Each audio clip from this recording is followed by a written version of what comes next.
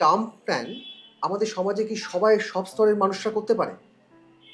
না, এখানে কিছু আহ, মানে কোম্পানির আন্ডার রাইটিং ডিপার্টমেন্ট বা এই বলি যে কিছু ক্রাইটেরিয়া আছে এই আচ্ছা, জায়গায় সবাই each and everybody term plan করতে পারে। ওকে, প্রথম কথা, টার্ম প্ল্যানটা করতে গেলে ফার্স্ট হচ্ছে তার ইনকাম থাকা দরকার।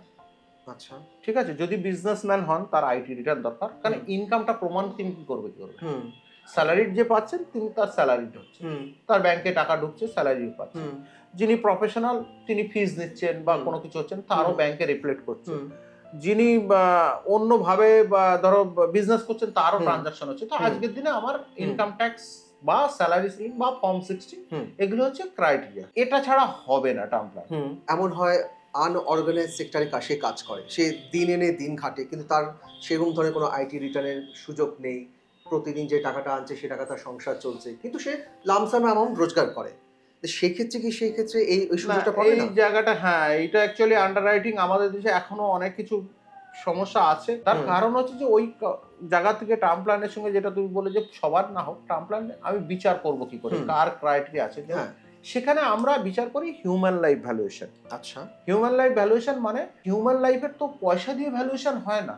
সেটা তো ঠিকই। যিনি ১০,০০০ হুম, ২০,০০০ টাকা ইনকাম হুম, করছেন হুম। তার ফ্যামিলির কাছে তার ভ্যালুয়েশন ১০ কোটি টাকা হতে পারে। হতেই বা পারে। পয়সা দিয়ে সেটা বিচার হয় না। একদমই, একদমই। ইমোশন তো সবার কাছে সমাজের সমান। সমান, একদমই। আবার যিনি ১০ কোটি টাকা ইনকাম করছেন তারও ফ্যামিলির কাছে তো হুম, হিসেবে হয় না। হুম, তো এখানে একটা আন্ডারলাইটিং কোথাও তো আমাকে একটা হুম, জায়গায় সেট করতে হবে। তো হুম, করা হচ্ছে যার ইনকাম ধরো বছরে কেউ ১০ লাখ টাকা ইনকাম হুম, করছে। হুম, ২ বছর পরে সে ২০ লাখ ১০ লাখ টাকা হলে তার হুম, মানে সে ১ কোটি টাকা আমি হুম, যদি ধরে হুম, নিই বা ১ হুম, কোটি টাকা টার্ম প্ল্যান হুম, পাচ্ছে। হুম, ২ বছর পরে তার ২ কোটি টাকা এই ২০ হুম, লাখ টাকা ইনকাম হলো। সে হুম। ২ কোটি টাকার জন্য অ্যাডিশনাল টার্ম প্ল্যান এপ্লাই আচ্ছা, করবে। সেটা কি আবার করা যায়? হ্যাঁ, হ্যাঁ, পরে সবসময় করা ওটাকে যায়। আবার কনভার্ট করা যায়?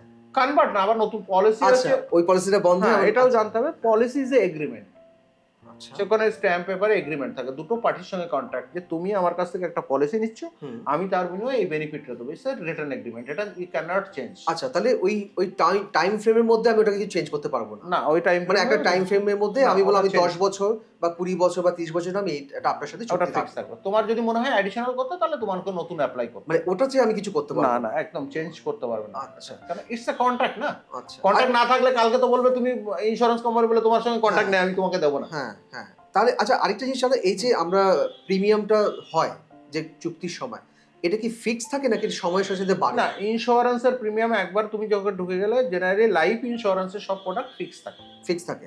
যদি না তার আচ্ছা। ট্যাক্সের ডিফারেন্সটা হয়, এখন তো জিএসটি তুলে দিয়েছে তো ট্যাক্সের সেক্ষেত্রে নেই। একটু কমে কালকে যাবে। যদি আবার জিএসটি অ্যাপ্লিকেবল হয় তো তোমার প্রিমিয়ামটা বেড়ে যাবে। আচ্ছা। প্রিমিয়ামটা ফিক্স থাকবে। প্রিমিয়াম ফিস জাস্ট ট্যাক্স ওই অ্যামাউন্টটা সরকারের আইন অনুযায়ী যে একদম ঠিক। ট্যাক্স হবে সেটার উপর ডিপেন্ড হ্যাঁ, করবে ঠিক জিনিসটা। আছে।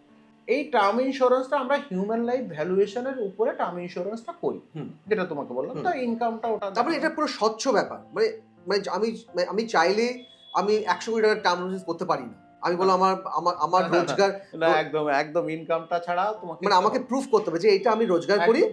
আমার এটা 10 টাইমস আমাকে আপনি ইনসিওর জন্য আমাকে ব্যবস্থা করে দিন। হ্যাঁ, বিফোর কোভিড ধরো অনেক রেস্ট্রিকশন কম ছিল। হুম, তখন প্রিমিয়ামও কম ছিল। হুম, কোভিডের পরে এত মর্টালিটি বেড়েছে বা অনেক কিছু হচ্ছে সেজন্য এখন রেস্ট্রিকশন হয়ে গেছে, সাম ইনস্যুরটাও বেশি হয়ে গেছে, অনেক কিছু ক্রাইটেরিয়া হয়েছে। কারণ ওই যে বললাম আমি ২০,০০০ টাকা দিয়ে প্রিমিয়াম দিয়ে আমি ১,০০,০০,০০০ টাকার কভারেজ হুম, পাচ্ছি। তো হুম। কোম্পানিগুলো তো কত টাইম তাকে কভার দিতে হচ্ছে। কওয়া দিতে তো হচ্ছে। সেই জন্য এটাকে ক্রাইটেরিয়া থাকে। না তাহলে তো যে কেউ থাকলে ওরকম করে ক্লেম করবে। অসংখ্য ধন্যবাদ রাজীব দা আমাদের এই আলোচনাটার জন্য। আমরা অনেক কিছু জানতে পারলাম এবং আপনাদেরও যদি এই বিষয়ের উপর আরো কোনো প্রশ্ন থাকে, অবশ্যই কমেন্টের মাধ্যমে জানান। আমরা চেষ্টা করব সেই প্রশ্নগুলো আবার অন্য কোনো দিন কোনো একটি এপিসোডের মধ্যে কোনো একটা ভিডিওর মধ্যে আলোচনা করার।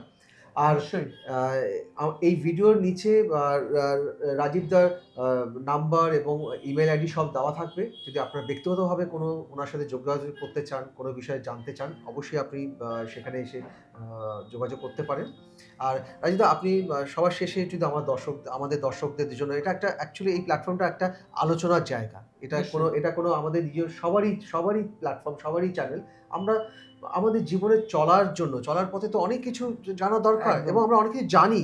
কিন্তু সঠিকভাবে সেটা আমরা ইমপ্লিমেন্ট করতে পারি না। হয়তো সেগুলো চর্চা করি না। সেই চর্চার জায়গাটা থেকেই আমাদের এই প্ল্যাটফর্মটা তৈরি করা। তুমি যদি আ আ আমাদের দর্শকদের যদি কিছু বলো না, দর্শকদের সবাইকেই একটা জিনিসই বলব, থ্যাংক ইউ সঞ্জয় তোমার পডকাস্টে আমাকে সুযোগ করে দেওয়ার জন্য, বলার জন্য। দর্শকদের জন্য সবাইকে বলব, সবাই চেষ্টা করুন নিজে যে ভালো করে জানুন। নিজে যদি না নিয়ে থাকুন অবশ্যই টার্ম প্ল্যান নিয়ে আলোচনা করুন, নিজে নেওয়ার কথা চিন্তা করুন। আজকে যদি মনে হয় আপনার কাছে না হচ্ছে, আপনি আস্তে আস্তে করে মাসে 1000 টাকা করে রেকারিং করুন, পরের বছর যে টার্ম প্ল্যান করুন, বাট করুন। আর আপনি সবাইকে ইনসিস্ট করুন তাদের করতে, কারণ কি যখন একটা দুর্ঘটনা বা ঘটনা ঘটবে তার যে ফ্যামিলিটা চোখের সামনে ভেসে যেতে দেখে আমরা কেউ চাই না সেরকম কিন্তু আমার নিজের লোক বা কাছের লোক, কাছের ফ্যামিলি তার ওই দুর্দশা হোক, ফাইন্যান্সিয়াল দুর্দশা হোক। আবার যে প্রথমে বলেছি ইমোশনাল তো আমরা কেউ পূরণ করতে পারবো না পয়সা দিয়ে, কিন্তু ফাইন্যান্সিয়াল যে সাপোর্ট সেটা আমরা সবাইকে হেল্প করতে পারি, কারণ আমরা মানুষ, আমরা সবসময় চাই সবার ভালো, সবাই এগিয়ে যাক, সবাই ভালো থাকুক, সুন্দর পৃথিবী হোক, এটা আর কি। ধন্যবাদ সজয় তোমাকেও। যদি কিছু আমি অলওয়েজ ওয়েলকাম, আপনাদের যদি থাকে আপনারা আমাকে মেল করতে পারেন, ফোন করতে পারেন নিশ্চয়ই, কিন্তু মানে যেখানেই পারুন, যার কাছ থেকেই পারুন, কিন্তু সবাই টার্ম ইন্স্যুরেন্স বা এটা যদি এলিজিবিলিটি থাকে ডেফিনেটলি ট্রাই করুন করার। ধন্যবাদ, ভালো থাকবেন সবাই। সবার শেষে আজকের মতন এই ভিডিওটা শেষ করছি। সবাই ভালো থাকুন, সুস্থ থাকুন, সাবধানে থাকুন।